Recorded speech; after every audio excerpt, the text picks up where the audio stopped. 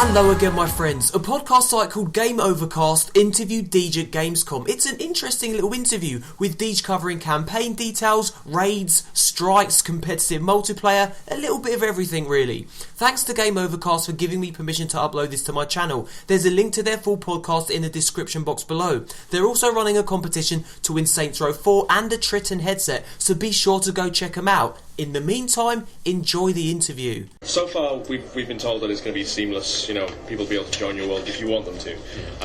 And we've seen on the floor 7 people at once. What's the upper maximum of players who we're going to see get together at one time? These are details that will emerge later. I can tell you that. What we're demonstrating at Gamescom is what we feel differentiates Destiny from games that we've created in the past. It is a shared experience. It does take place in a living social world. While there be a dynamic series of public events, we want them to be large enough to feel social, to feel interesting, but small enough to make sure that every character is still important to that experience. So while the gameplay demo does show an experience that we think will be emblematic to what it's like to play Destiny, we're still in a pre-alpha state. So that number could change as certainly could. All bets are off until we put the game in your hand, of course. So, but at least 7. That's what we know for now. Who's to say? For now. Yeah, pre-alpha. Yeah, we have 7. We have 7 players playing in the demo. So the way we revealed gameplay to the world was a fire team of 3. Enjoying this story mission together, and then teaming up with 2 other fire teams to overcome larger obstacles to win sweeter rewards. The arsenal of weapons that we're delivering in this game is larger than anything we've ever put in the hands of the player. Destiny is all about decisions that you will make. The character that you play in this game is of your creation. As you complete your missions and defeat your enemies, you will gain new weapons in 3 different categories. Those weapons all come with upgrades that you'll unlock over time. So the more you use those weapons, the more dangerous they will become. And the skill trees that accompany those weapons may ask you to favor one strength over another. So while it may appear on the surface that 2 characters are wielding the same weapon, you'll find that those 2 weapons actually behave in very different ways depending on how they like to fight. How about cross-platform play?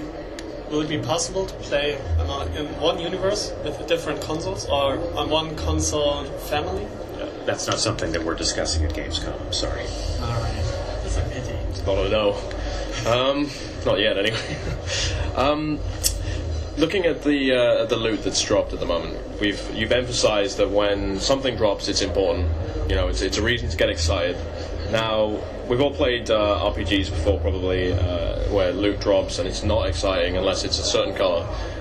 Is that going to be true in Destiny, or is loot going to be relatively rare that it drops, and therefore when you do see it, it's automatically, wet your pants happy? The loot system in Destiny is the reward system that we've built into the game. The loot that drops is intended for you. Right. It's you could even say destined for you based on your level of progression. It'll be weapons that you have yet to earn. It will be elements that might be valuable to other people. It's the way that we will propel you through this universe. It's the way that we will reward you for your bravery. The things that are important to you are obviously for you to decide, but we're going to give players different ways to express their power, different ways to upgrade their builds, different ways to become more powerful over time, and the loot system is the vehicle for that evolution. If I could just do one follow-up question for you, Hassan. For the loot itself, let's say, obviously we saw different armor variations. If you come across a piece of armor that you visually like, is there a way to keep that? Are you planning to implement a way of you being able to upgrade that armor to stay comprehensive and not have to replace it with a better piece that looks completely different and therefore ruins the look you're going for? That's a lot more granular than we can get right now. Right. Destiny is still pre-alpha, so I'd like to reserve those details for another time. You cannot steal another player's loot. The rewards that you earn in playing Destiny belong to you. and they'll be relevant to where you are in that phase of your adventure. So when you win loot, when you earn loot by playing this game, it's yours. No one can steal it from you. It'll stay on the ground until you decide to pick it up, or maybe you move along and don't. But you will earn loot that is important to your character at that moment in time. You will always explore your adventure in a living social world. Whether or not you put anyone on your fire team is completely up to you. Whether or not you diverge from the path of your own adventure to participate in these public spaces, that is also completely up to you. We will never force you to rely on the assistance of another character to complete the story that exists in Destiny. And there is a great narrative in this game. There is a cinematic experience with a beginning, a middle, and an end. But we will not force you to align with another player to be able to experience the entirety of that. However, if you are the strong silent type, we're going to do our very best to lure you out of your comfort zone and pull you into those public spaces, because there are rewards in there that beckon you. All right. On that note, are we going to see bosses which are designed around multiple players, engaging them? Not just the fact that they have more health, that actually makes use of players working as a team. Well, the word boss has its own connotation that sets certain expectations that are kind of rigid and predictable. What I would say is that Destiny will feature larger obstacles that will require larger forces or enhanced teamwork to overcome. Can someone go in and overcome those obstacles by themselves? Perhaps. We think that those events will be more fun when they're shared with other players. And this game is built from the ground up to be more fun when it's played with other people, be they your friends or other heroes that you just met.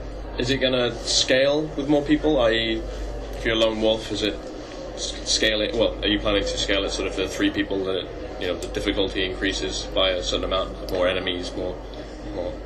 What I can tell you is that whenever possible, we're going to remove obstacles between players that want to play with each other. Right. If you've seen the gameplay demo that we have in the theater in Hall 7, there is a level 5 hunter that ends up playing with level 20 guardians that storm in at the end to sort of save the day.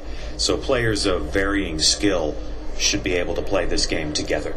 If you are well on your way towards the end of your adventure and you entice a friend to get this game and start playing it, you should be able to play that game with your friend. We really don't see Destiny as gritty or dark. It is a post-apocalyptic world that we've created, but even in that environment, there's an opportunity for us to create a bright and hopeful place. Heroes who face danger to defend, a shining city underneath the Traveler.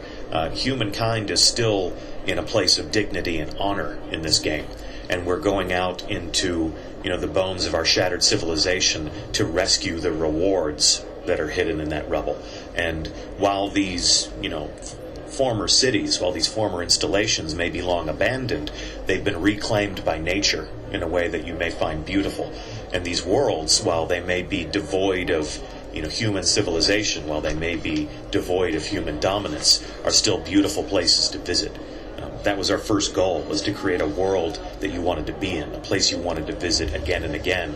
And the heroes of this game you will relate to more as knights on a quest of honor than you will soldiers on a mission of revenge. You keep mentioning, you mentioned that there's an end to the story, an end to someone's journey. Obviously, they get to find out what the destiny is. Will that be the same story for every player? At the end of it, will we have... obviously, the journey would have been different, but at the end, is it the same story and same narrative for every player as they play through it? It is, although that experience will be extremely dynamic in terms of how you explore it, what tools you use to accomplish the job, who you bring along with you. We find that this experience will be replayable and extremely dynamic. It'll take place in a world that evolves over time, simply because the characters in this story become different people. So there's a little bit of divergent gameplay as you go through, outside of just quests being different. The story. Yeah, but we want a story that all of the characters can share. We want common characters that everyone can fall in love with, common events that characters can express their enthusiasm for. We want to tell a very specific story in this world. We haven't really even talked at all about competitive multiplayer, or the fact that there will be strikes, the fact that there will be raids, there will be chances for Guardians to butt heads with each other to see who's the best. There will be cooperative scenarios that place an emphasis on teamwork and problem solving. But all of that does surround a story, a cinematic experience that will provide context for this world. Stimulate the imagination and root people in that place where all of those other activities happen. We wanted to certainly stick to our love of science fiction, but we see this world through a different type of filter. We see this as mythic science fiction. So we are adding the powers of magic to the arsenal of the player. We're telling a story with elements of fantasy, where you have a character who is a wizard as much as they are a warrior. So it's very important to us. It's what sets this game apart from some of the worlds that we've created in the past, some of the games that we've delivered previously. It's a chance for us to tell a new kind of story and imagine a new kind of world. So while anyone who has loved a former Bungie game or an action game in the past may find something that is immediately relatable or familiar in Destiny, something they can grab onto to get launched into this adventure, our goal is to surprise them along the way with how unique this experience can be based on what they may have expected for us to put in their hands. The rewards that you earn in a campaign environment, the character that you create, and the arsenal that that character possesses is absolutely something that you will take into competitive multiplayer with you. So the character that you create and the person that you embody in this world that evolves and becomes more dangerous over time will impact every single activity that we're building into this game. We're talking about cooperative a lot and working together, and something that Bungie did with Halo 1, 2 and 3 and everything you create basically is you've had split screen. It's been part of that dynamic of that playing through with a friend. Yeah. I'm sure maybe it's too early. Is there any chance there's going to be split screen in this game? Something we're not talking about at Gamescom. Okay, well that's, again, not a no yet, so I'm hopeful. These are, we want to reserve some of these details for when the player actually gets the controller in their hand. I love the enthusiasm. When you really understand games, you've got a lot of questions that are really good, but it just goes beyond the pre-alpha state of the game, and we want there to be surprises for you. If you know everything about this game, when you get it in your hands, there's nothing left to discover. So my next question, how does the game end? Right, exactly. Yeah. It was worth a try. Yeah. What is it all about? Yeah. Yeah, I mean, the game is about solving a mystery. The game is about understanding what happened in our past and securing the treasures that we can pull out of our past to safeguard our future. The more I tell you about that, the less interesting this experience becomes. It's not that I don't know, it's not that I don't want you to know, it's that I want you to discover it for yourself. Thumbs up if you enjoyed the video. Subscribe for more Destiny info. Thanks for watching, you just made my day, bro. And here comes the mother chuffing boom, yo! And the mother chuffing boom, yo!